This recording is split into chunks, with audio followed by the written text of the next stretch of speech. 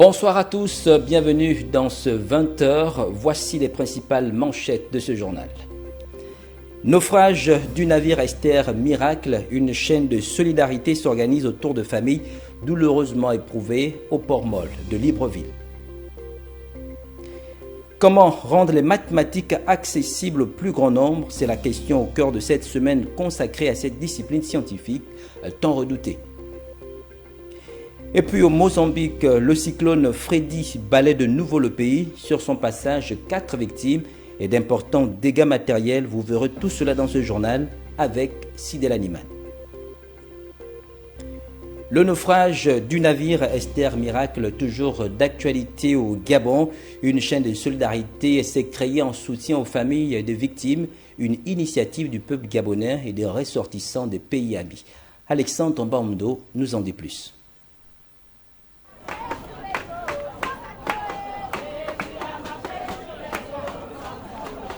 Face à la douleur des familles des naufragés de l'Esther Miracle, le peuple gabonais et les ressortissants des pays amis ont fait montre de générosité et de compassion.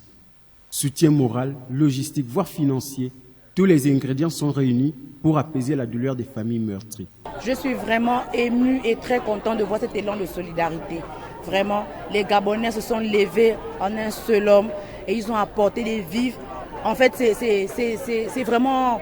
C'est réjouissant en fait. Certes que nous ne sommes pas dans un moment de réjouissance, mais vraiment nous avons apprécié. Les dons viennent de partout. Pas seulement les Gabonais, d'autres personnes ici qui sont arrivées, ils ont apporté des dons.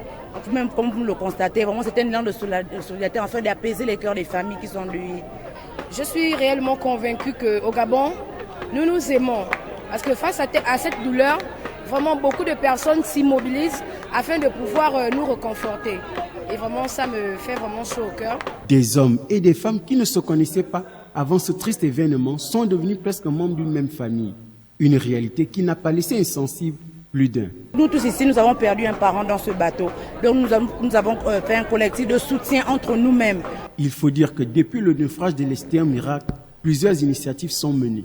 Le nombre de personnes engagées en mer est de 60 agents de forces de défense, 4 journalistes et un représentant des familles des victimes. Le bilan des recherches était de 3 dépouilles repêchées aujourd'hui, ce qui porte le nombre de décès à 6 à ce jour. Et puis, une messe de recueillement pour les victimes du navire Esther Miracle est prévue dans 2 jours, le 15 mars prochain. La rencontre est organisée par les évêques de l'Église catholique du Gabon. Maya Medza, le reportage.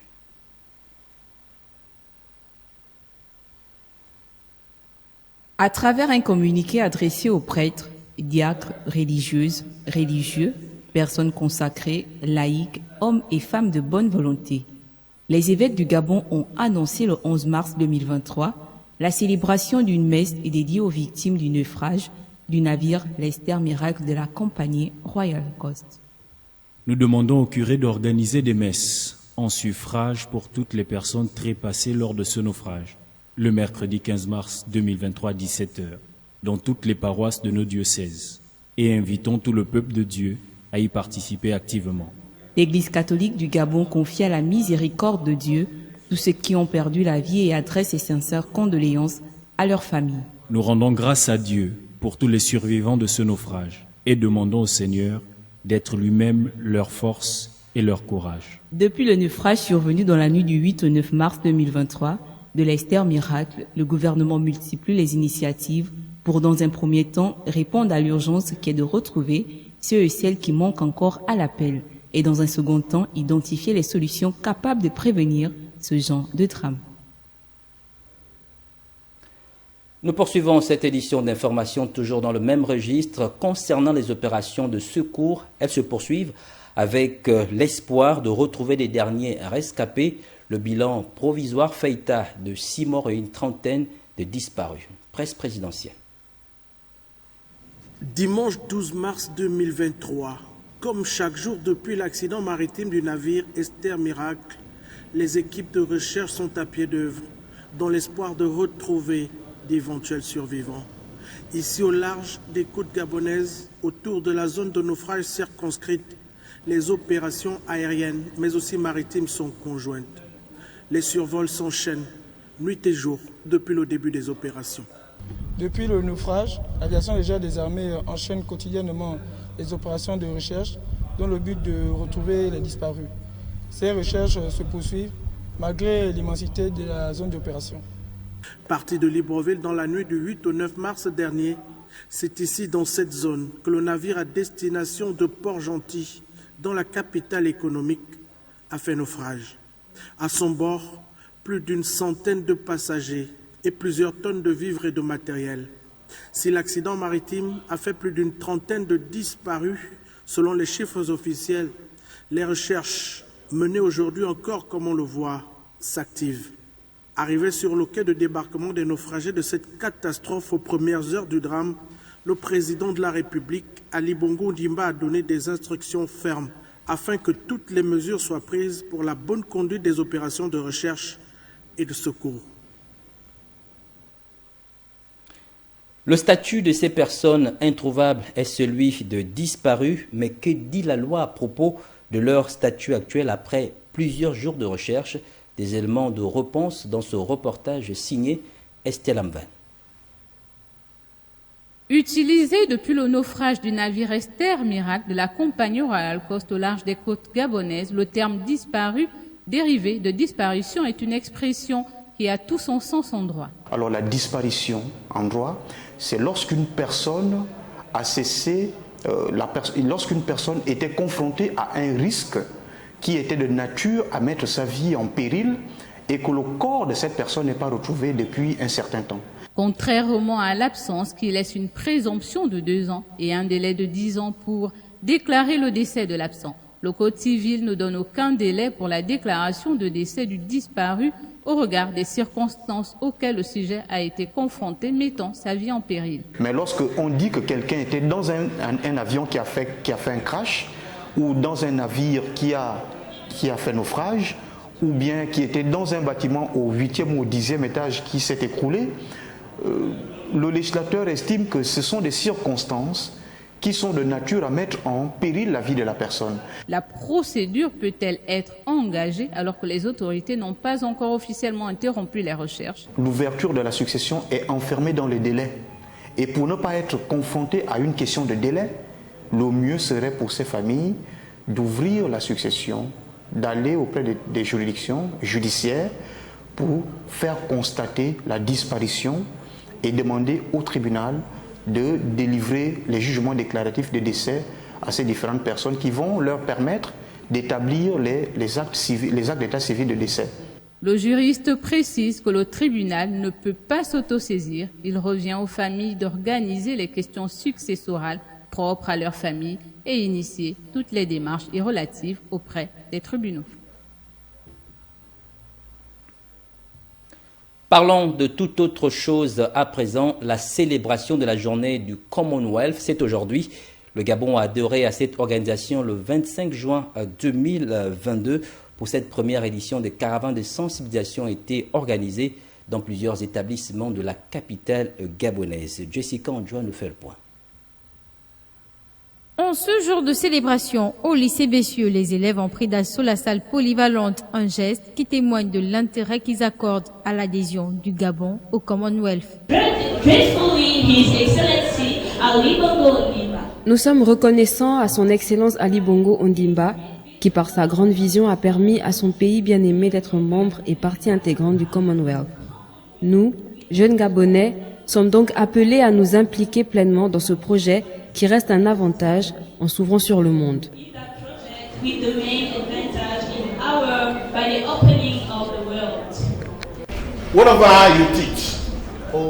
Où que vous vouliez être dans la vie, vous aurez forcément besoin d'anglais. Faire la promotion de la langue anglaise auprès des élèves est tout le sens des activités liées à la célébration de la journée du Commonwealth. Ici, les principaux concernés ont été attentifs aux explications données par les organisateurs.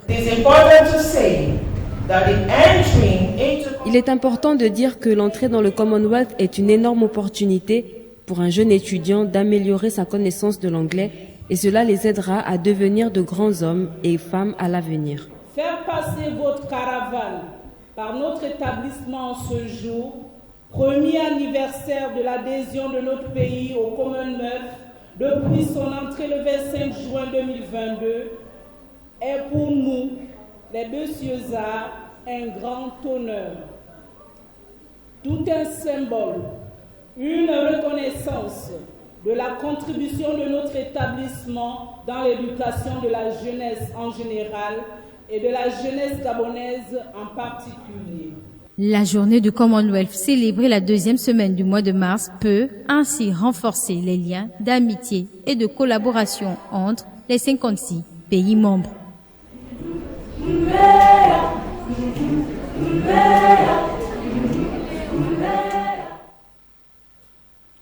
Vous savez, aujourd'hui, avec l'avantage du Commonwealth, l'heure est à l'amélioration de la langue de Shakespeare. Nous poursuivons toujours avec la célébration de cette journée du Commonwealth. La rédaction a mis un accent particulier sur l'aspect historique de cette organisation qui compte aujourd'hui 56 États membres. Estelle Amvin.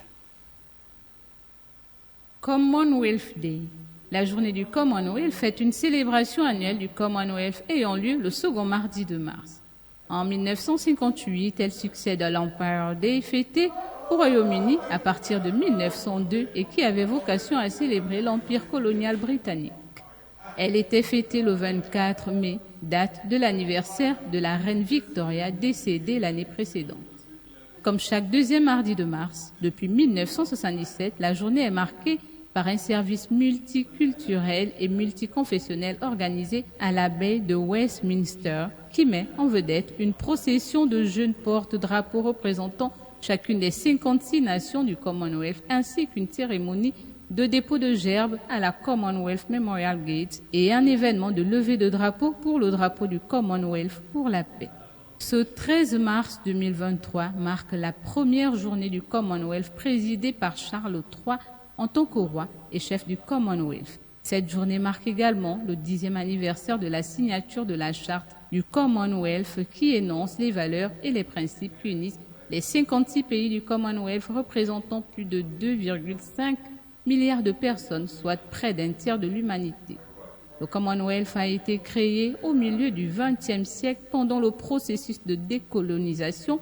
Il est formellement constitué par la Déclaration de Londres de 1949 qui fait des États membres des partenaires, libres et égaux. Il s'agissait pour Londres de conserver des liens culturels et politiques avec ses anciennes colonies. Ces dernières années, plusieurs pays n'ayant aucune relation historique avec le Royaume-Uni ont adhéré au Commonwealth, le Mozambique en 1995, le Rwanda en 2009, le Togo et le Gabon en juin 2022. Cette année 2023, le slogan de la journée est « Forging a Sustainable and Peaceful Common Future », forger un avenir commun, durable et pacifique. Autre célébration, la journée internationale des mathématiques. Les femmes au Gabon sont-elles réfractaires à cette discipline scientifique tant redoutée? Élément de réponse dans ce reportage signé Alexandre Mbamdo. Chaque 14 mars, la communauté internationale célèbre la Journée mondiale des mathématiques, une discipline scientifique qui a joué un rôle prépondérant dans le processus du développement de l'humanité. Seulement, une certaine mémoire collective à cause des pesanteurs sociologiques et institutionnelles pense que la gente féminine serait réfractaire à la dite discipline, un fait rejeté systématiquement par les spécialistes. Rien ne montre dans les enquêtes internationales qui sont réalisées une moindre réussite des jeunes filles dans les carrières scientifiques et dans les disciplines scientifiques que pour les garçons, et c'est même le contraire que l'on observe depuis quelques années, où la réussite des jeunes filles est supérieure à celle des garçons, à la fois dans le secondaire, au lycée et dans le supérieur. Pour ces derniers, il est plus qu'urgent de changer de paradigme au regard des performances réalisées par les femmes ces derniers temps. Donc, au niveau des manières individuelles de penser, notamment, il faut que les parents, par exemple, cessent d'imaginer que les jeunes filles doivent se diriger vers telle ou telle filière et les jeunes garçons vers telle ou telle autre. Mais Pour ça, c'est un changement individuel, c'est une perception nouvelle que les gens doivent accepter vis-à-vis de la place des filles dans les cursus scolaires et après dans les carrières professionnelles. Jusqu'au 19e siècle, peu de femmes ont laissé leur nom en mathématiques. Si l'histoire a donné ainsi une place infime aux mathématiciennes, elles sont fort heureusement nombreuses aujourd'hui, malgré certains obstacles toujours présents. Parlons d'une autre journée mondiale, celle de la lutte contre le cancer qui a lieu le 4 février de chaque année. La question reste posée, mais pourquoi la célébrer en cette date précise? C'est parce qu'une seule journée ne suffit pas, que la Ligue nationale de lutte contre le cancer a mis en place une semaine en plus pour lutter contre cette maladie qui fait rage dans le pays. Chimène Indon nous en dit plus. La Semaine nationale de lutte contre le cancer est une initiative de la Ligue nationale contre le cancer. À l'occasion de cette semaine qui a lieu du 13 au 19 mars, la Ligue invite chaque pays à mettre en place des actions de mobilisation pour sensibiliser sur le cancer et aux grands enjeux actuels de santé publique. Le cancer englobe un vaste groupe de maladies qui peuvent apparaître dans presque tous les organes ou tissus du corps lorsque des cellules anormales se développent de manière incontrôlée et se répandent au-delà de leurs limites habituelles pour envahir des régions voisines et ou se propager à d'autres organes. Dans le monde, le cancer est la deuxième cause de décès. Les cancers du poumon, de la prostate, colorectal, de l'estomac et du foie sont les types de cancers les plus courants chez les hommes, tandis que les femmes sont le plus souvent atteintes des cancers du sein, du col de l'utérus, colorectal et de la thyroïde. Dans les pays où les systèmes de santé sont solides, de nombreux cancers obtiennent de meilleurs taux de survie grâce à un dépistage précoce accessible. Le cas au Gabon, des dépistages gratuits sur toute l'étendue du territoire organisés par la Fondation Sylvia Bongo Ondimba pour la famille, le mois d'Octobre Rose. Selon l'Organisation mondiale de la santé, en 2020, les cancers à l'origine du plus grand nombre de décès étaient le cancer du poumon, avec 1,8 million de décès, le cancer colorectal, avec 916 000 décès, le cancer du foie, 830 000 décès, le cancer de l'estomac, 769 000 décès, et le cancer du sein, 665 000 décès. Chaque année, un cancer est diagnostiqué dans le monde. Abordons l'actualité en bref. Une polémique autour de l'activiste Kémy Séba et de la chaîne publique française, la chaîne parlementaire LCP. La chaîne avait annoncé la diffusion hier, c'est-à-dire le 12 mars 2023, d'un long entretien avec le militant politique franco-béninois. Finalement, devant le tollé provoqué sur les réseaux sociaux, l'interview a été purement et simplement déprogrammée. Au Sénégal, en 10 ans, les loyers ont été multipliés par 3 ou 4 selon les associations. Un nouveau décret a été adopté le 1er mars pour les baisser. Mais les locataires sont méfiants car une mesure similaire en 2014 avait été contournée par les bailleurs. La suite de l'actualité à l'international, lutte antiterroriste au cœur d'un exercice militaire conjoint de forces de défense ivoiriennes, ghanéennes et américaines. L'opération se déroule à Jackville en Côte d'Ivoire. Sidel Niman. Flintlock entend renforcer la capacité des principaux pays partenaires de la région à lutter contre les organisations extrémistes violentes, à collaborer au-delà des frontières et à assurer la sécurité de leur population tout en respectant les droits de l'homme et en renforçant la confiance avec les populations civiles. Cet exercice annuel qui a débuté en 2015 rassemble cette année 14 pays africains et 14 autres pays d'Europe, d'Amérique du Nord et du Sud. La forte participation des partenaires africains et internationaux reflète un engagement mutuel à lutter contre les activités malveillantes et l'extrémisme violent dans toute la région du Sahel et de l'Afrique de l'Ouest.